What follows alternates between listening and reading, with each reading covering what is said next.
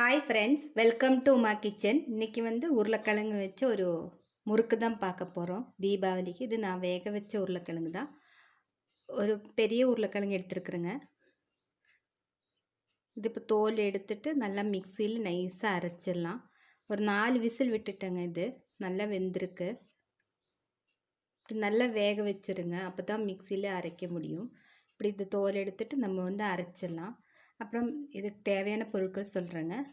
1.5 cup அரிசி மாவு எடுத்துருக்குறேங்க. 1.5 cup எடுத்துருக்குறேங்க அரிசி மாவு. வறுக்காத அரிசி மாவு தான் இது. ஓமம் கொஞ்சம் எடுத்துருக்குறேங்க. நீங்கள் வெள்ளை எள்ளு, ஜீரகம் எது வேணாலும் போட்டுக்கலாம். நான் ஓமம் வெள்ளை எள்ளும் மட்டும்தான் போடுறேன். அப்புறம் 1.5 டீஸ்பூன் பட்டர் எடுத்துருக்குங்க. நான் இந்த வீட்டில் செஞ்ச பட்ரு. அப்புறம் 1 டீஸ்பூன் பெருங்காயத்தூள். அப்புறம் கடலெண்ணெய் எடுத்துருக்குறேங்க பொரிக்கிறதுக்கு. நீங்கள் என்ன எண்ணெய் யூஸ் பண்ணுறீங்களோ அதை யூஸ் பண்ணிக்கோங்க. உப்பு தேவையான அளவு. ஈஸியாக பண்ணிடலாங்க. இந்த முறுக்கு டேஸ்ட்டும் ரொம்ப டிஃப்ரெண்ட்டாக இருக்கும்.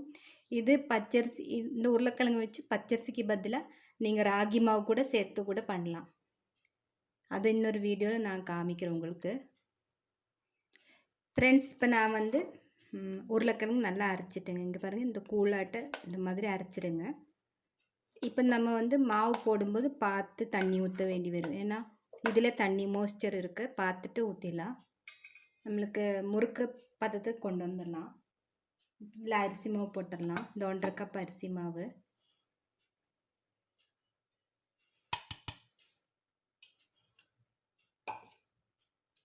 வெள்ளை எள்ளு போடுறேங்க, அது 1 டீஸ்பூனு. 1 டீஸ்பூன் பெருங்காய பவுட்ரு.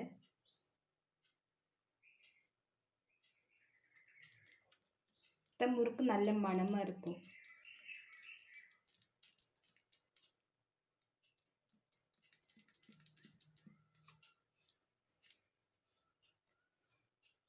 இப்போ 1 டீஸ்பூன் எடுத்துருக்கேங்க, போட்டுடலாம்.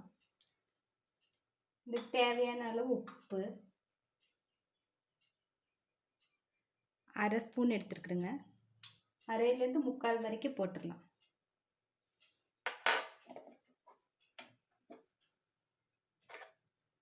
இப்போ 1.5 டீஸ்பூன் வெண்ணெய் போட்டுடலாம்.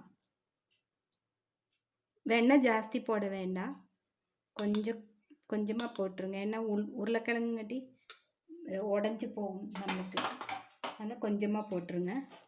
இப்போ இதெல்லாம் மிக்ஸ் பண்ணிக்கலாம். உங்களுக்கு காரம் வேணும்னா காரம் சேர்த்திக்கோங்க, நான் காரம் சேர்த்தலை. இதில் 1 டீஸ்பூன் ஓமம் போட்டுடலாம்.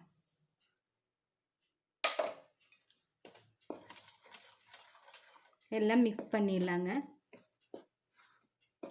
பார்த்துட்டு நம்ம தண்ணி ஊற்றிடலாம். கையாலே நல்லா பிசைஞ்சு விட்டுடலாம். அப்போ தான் ஈவனாக எல்லா அரிசி மாவில் எல்லாத்துலேயும் சேர்ந்துடும். இந்த உருளைக்கிழங்கும் மிக்ஸ் ஆகிடும். கையால் நல்லா பிசைஞ்சிடலாம். பார்த்துட்டு நம்ம தண்ணி ஊற்றி பிசைச்சிக்கலாம்.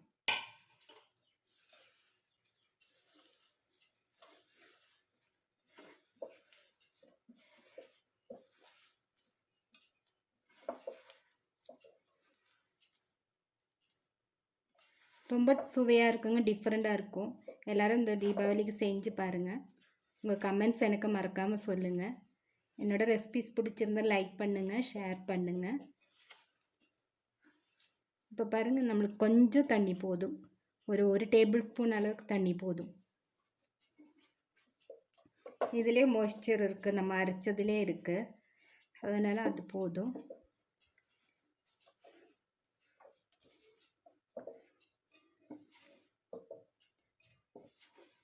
நல்லா பிசைஞ்சிட்டு தண்ணி ஊற்றிட்டு கொஞ்சம் பிசைஞ்சிக்கலாம்.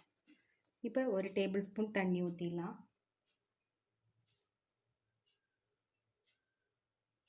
கொஞ்சமாக ஊற்றுறேங்க, பார்க்கலாம்.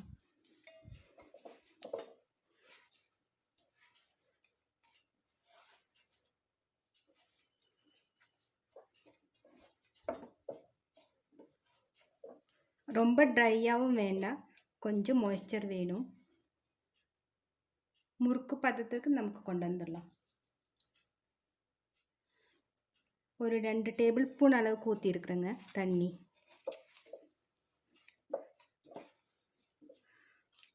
இப்போ போதும், நம்மளுக்கு தண்ணி போதும், கரெக்டாகிடுச்சு. இப்போ நல்லா புளியாக வருங்க. பாருங்க, கரெக்டாகிடுச்சு. இதில் நம்ம சூடாக எண்ணெய் ஊற்றிட்டு பிசைஞ்சிக்கலாம் மறுபடியும். அப்போ இன்னும் கொஞ்சம் இது வந்து மாவு கொஞ்சம் இலக்கம் கொடுக்கும். உப்பு செக் பண்ணிக்கோங்க. உப்பெல்லாம் கரெக்டாக இருக்குது. காயம் எல்லாம் நல்ல மணமாக இருக்குது. இப்போ நம்ம வந்து இது பொரிக்க ஆரம்பிச்சிடலாம். இப்போ நல்லா பிசைஞ்சிட்டுங்க, கரெக்டாகிடுச்சு எல்லாமே. இப்போ வந்து நம்ம இது ட்ரை ஆகாமல் பார்த்துக்கணும், அதனால மூடி வச்சுக்கலாம். ஒன்று கவனிக்கணும், உருளைக்கிழங்கு மட்டும் நல்லா வெந்திருக்கணும், கெட்டியாக இருக்கக்கூடாது. கெட்டியாக இருந்தால் நம்மளுக்கு புளிய வராது. மாவு ரெடி ஆயிடுச்சு. நம்ம இது மூடி வச்சுட்டு கொஞ்சம் நேரம் எண்ணெய் காயற வரைக்கும் வெயிட் பண்ணலாம். இதில் நான் வந்து இந்த மாதிரி அச்சு தான் யூஸ் பண்ண போகிறேன். ஒரு இதுள்ளது, உங்களுக்கு என்ன விருப்பமோ அந்த மாதிரி பண்ணிக்கங்க. ஓலை பக்கோடா மாதிரி பண்ணுறதா இருந்தாலும் பண்ணிக்கலாம். என்ன ஷேப் வேணுமோ உங்கள் சாய்ஸுங்க. நான் இப்போ இதில் பண்ண போகிறேன். ஃப்ரெண்ட்ஸ், இப்போ எண்ணெய் காஞ்சிச்சு. இந்த காஞ்ச எண்ணெயிலேருந்து ஒரு கரண்டி எடுத்து இந்த மாவில் போட்டுடலாம். இந்த மாதிரி பபிள்ஸ் வர மாதிரி இருக்கணுங்க, அப்போ தான் நல்லா. இப்போவே பிசைய வேண்டாம், சூடாக இருக்கும். கொஞ்சம் வெயிட் பண்ணலாம். நல்லா பிசைஞ்சிடலாம். அடுப்பு ஸ்லிம்மிலே வச்சுருங்க, ஏன்னா எண்ணெய் நல்லா காஞ்சிருக்கு. இப்போ நல்லா பிசைஞ்சிடலாம். உங்களுக்கு தெரியுதா என்னன்னு தெரியல, நான் பிசைஞ்சிட்டேங்க. நல்லா எல்லா இடத்துலையும் அந்த எண்ணெய், சூடான எண்ணெய் பட்டுருச்சு.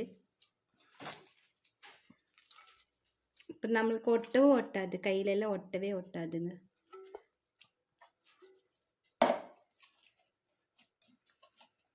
இப்போ வந்து நம்ம வந்து புளிய ஆரம்பிச்சிடலாம்.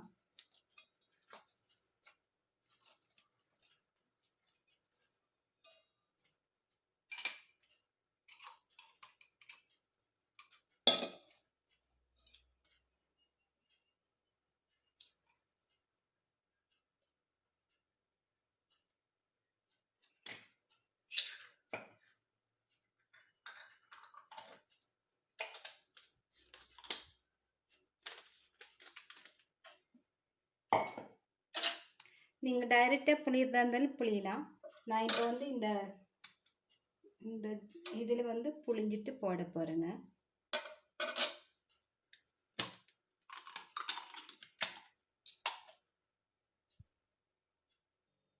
பாருங்கள் ஃப்ரெண்ட்ஸ், இதில் போட்டுக்கலாம். இதே மாதிரி எல்லாமே புளிஞ்சிட்டு இதில் எண்ணெய் தடவிக்கிங்க. நீங்கள் டைரெக்டாக இப்படி போட முடியும்னா போட்டுருங்க.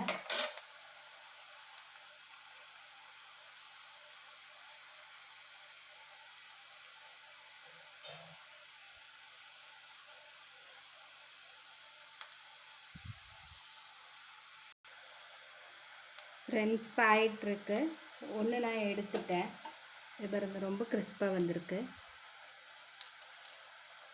சவுண்டு கேட்குன்னு நினைக்கிறேங்க.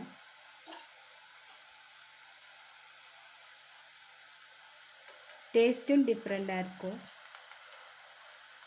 மீடியம்லேயே வச்சுருங்க ஃப்ளேம், ரொம்ப கிறிஸ்பாக இருக்கும்.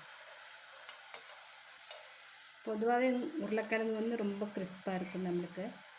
நான் இப்போ என்ன பண்ண போகிறேன்னா, அடுத்தது எல்லாமே புளிஞ்சிட்டு போட போகிறேன். ஏன்னா இதில் கையில் ஆவி அடிக்கும்போது புளிய முடியாது.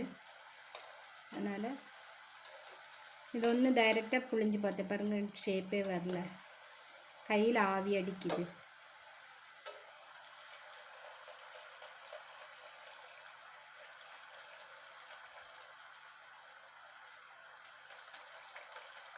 கொஞ்சம் பொறுமையாக பொரிச்சு எடுத்துங்க, அப்போ தான் கிறிஸ்பாக இருக்கும். ப்ரௌனிஷ் ஆகட்டும் கொஞ்சம். பாருங்க, நல்லா அழகாக வந்திருக்கு.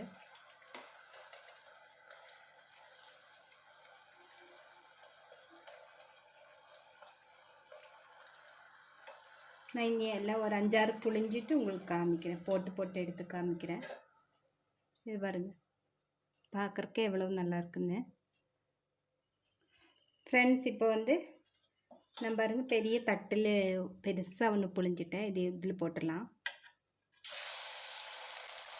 இப்படி பெருசாக போடுறதா இருந்தால் 1 அந்த மாதிரி போட்டுருங்க. இந்த மாதிரி ஒரு 4 தட்டு வச்சு 2 போடும்போது இன்னும் 2 புழிஞ்சு வச்சுக்கலாம். இந்த மாதிரி பண்ணிக்கலாம், ஈஸியாக இருக்கும்.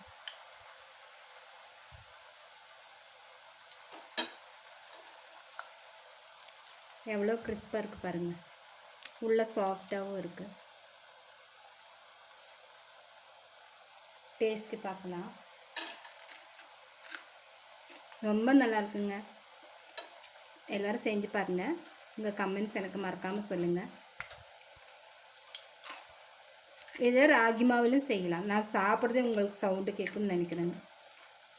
நல்லா கருமுறு நல்லாயிருக்கு. காரம் போட்டு ஒரு சிலருக்கு காரம் பிடிக்கும், ஒரு சிலருக்கு காரம் போட்டால் நெஞ்சு கறிக்குன்னு சொல்லுவாங்க. அதனால் நான் காரம் போடல. காரம் போடுறதா இருந்தால் பச்சை மிளகாய் அரைச்சி போடலாம், இல்லைன்னா மிளகாத்தூள் கூட ஆட் பண்ணிக்கலாம்.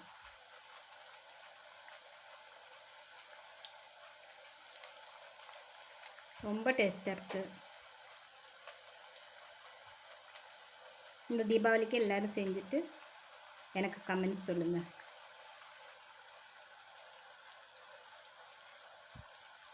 இதே மாதிரி எல்லா மாவும் நான் பொரிச்சு எடுத்துகிட்டு உங்களுக்கு காமிக்கிறேன், சர்வ் பண்ணிவிட்டு காமிக்கிறேங்க.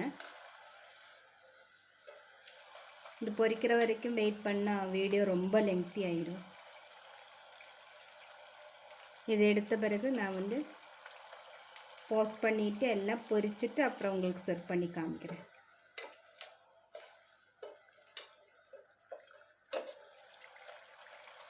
இந்த பபிள்ஸ் எல்லாம் அடங்கின பிறகு நம்ம எடுத்துடலாம். அதுதான் இதோட கணக்கு. வெந்துருச்சுன்னு அர்த்தம். நான் வந்து முதல்ல ஒரு இனிப்பு முறுக்கு பண்ணியிருக்கிறோம், அதுக்கு நிறைய வியூஸும் வந்திருக்கு. என்னோடய சேனல் செக் பண்ணாதவங்க அந்த ரெசிபி பார்த்துக்குங்க. அதுவும் ரொம்ப டேஸ்ட்டாக இருக்கும். தேங்காய் பாலெல்லாம் ஊற்றி பண்ணு, ரொம்ப நல்லாயிருக்கும். அதுவும் இந்த தீபாவளிக்கு ட்ரை பண்ணுங்கள் எல்லோரும்.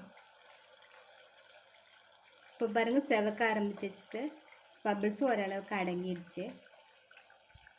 நம்ம எடுத்துடலாம். பாருங்கள், கரெக்டான கலரு. ஸ்லிம்மிலே வச்சோம்னா மொறுன்னு ஆயிடும். ரொம்ப ஹையில் வச்சோம்னா தீஞ்சிடும், சீக்கிரம் வேகாது, மொறுமொறு. இது பாருங்க, சவுண்டு உங்களுக்கு கேட்குன்னு நினைக்கிறேன். எவ்வளோ நல்லா வந்திருக்கு. இதே மாதிரி புழிஞ்சு வச்சு இப்படி போட்டு விட்டுறலாம், அவ்வளோதான். நமக்கு இப்படி புளியும் போது கையில் ஆவி அடித்து புளிய முடியாது. அதுக்கு இந்த மாதிரி பண்ணிடலாம். இல்லைன்னா வாழை இலையில், இல்லைன்னா ஒரு ஆயில் பேப்பரில் எண்ணெய் தடவி கூட புளிஞ்சிக்கலாம். இப்போ நான் இதை சர்வ் பண்ணும்போது உங்களுக்கு ஃப்ரெண்ட்ஸ், இப்போ நம்மளுக்கு வந்து முறுக்கு ரெடி ஆகிடுச்சு.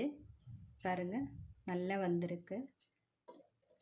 எல்லோரும் செஞ்சு பார்த்துட்டு உங்கள் கமெண்ட்ஸ் எனக்கு மறக்காமல் சொல்லுங்கள். இந்த வீடியோ பார்த்ததுக்கு ரொம்ப தேங்க்ஸ்.